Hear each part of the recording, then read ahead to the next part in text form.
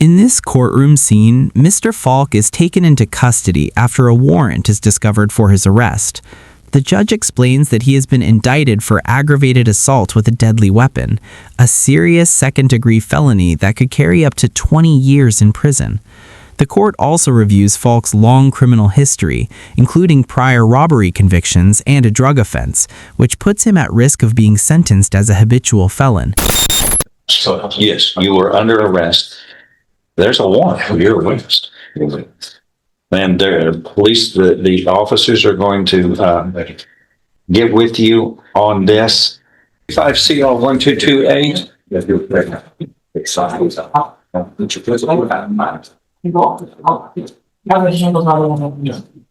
Are you,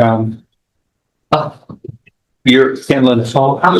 All right, Mr. Falk, you were charged here in 25 CR 1228 with the second-degree felony of aggravated assault with a deadly weapon. Do you understand?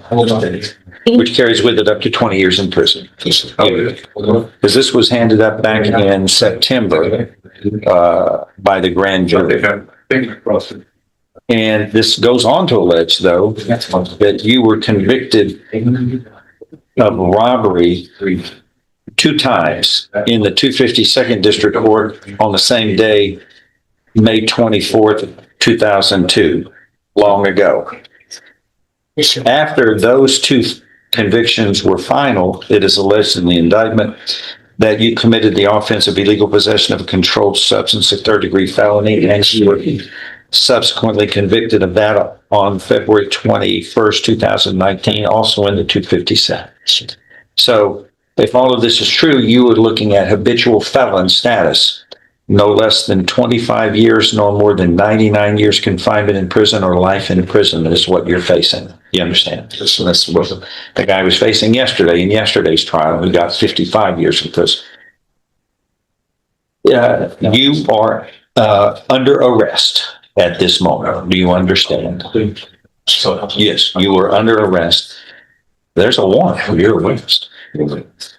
And the police, the officers are going to get with you on this, and they will be able to talk to you about it. But this has popped up, and you got to answer for it. We're gonna make a copy for you so you can have a copy of it. But your bond is revoked due to this warrant. And what was his bond before? What was your bond on this? I think it was 20,000. 20,000 for habitual felon and committing aggravated assault. Judge, I believe the issue here is the case was filed and dismissed, and I believe he bonded out on that first filing. And when it was dismissed, there was no warrant, and he didn't bond out on the new indictment. So I believe that's what's happening today. That's correct. He has no bond on this new indictment. So he's just make bond. So I don't find this bond enough at $25,000 anyway. Who said the bond? Bad.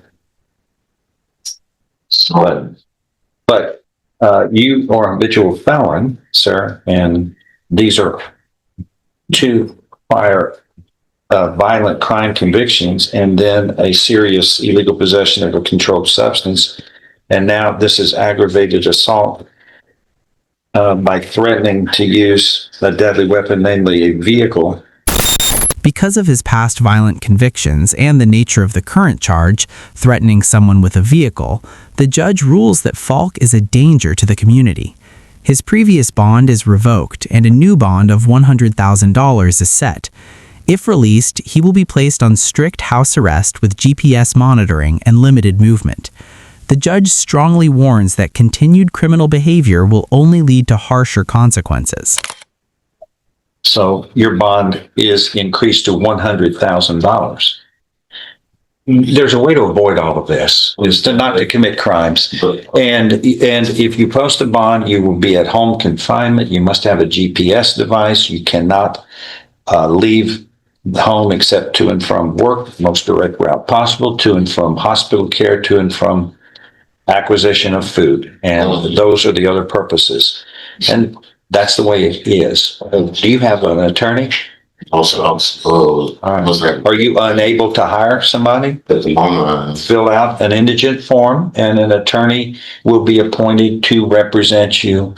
We'll appoint somebody today from the public defender. So, sir, You're taken into custody. That's the rulings of the court. all right, for you, sir, can I say something? No, sir. Because my boys in there, they were freaking my boys in the back. My boys, they freaking my boys. Sir, your bond is too low. Sir, you are a danger to the community. Your bond is far too low under the circumstances that we have. Plus, there's a warrant for your arrest. And it's not a debate, sir. Follow the rules of the court. Thank you. We'll just get her to fill out the indigent form for the jail. Next is Jaquan Lazard. Next is, As to the assault and battery, how do you plead? Your Honor, I'm sorry to interrupt the court. It was brought to my attention that I had put a little bit of a different offer in writing to Mr. Carter. I don't know if I did that inadvertently, but I will honor that. And that would mean that would change it to him pleading to still the added count of an attempt R&O with dismissal of the balance of charges. Well, he didn't know that. You didn't know that? He did. I'm asking him. You can't tell me what he knows. I'm talking to him. You didn't know that? Yeah, I did. So why you ain't say that? And when I said if that's your understanding of the offer, why you say, Judge, that's not what they told me? No. You don't think you got to protect yourself out here? Yeah. You got to do better. You got to get a belt and you got to protect yourself. Okay. You understand that? Definitely. Okay, so we're dismissing the assault and battery? That is correct, Your Honor. I apologize. No worries. As to the attempted resisting obstructing officer, how do you plead? Guilty. And that's because you believe you're guilty of that? Yes. Are you sure? Yeah. Factual basis.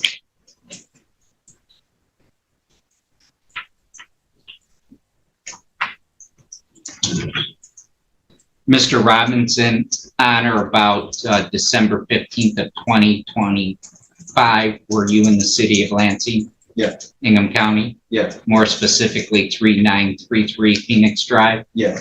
And at that time, did you come in contact with police officers as they were investigating a call that they received? Yes, ma'am.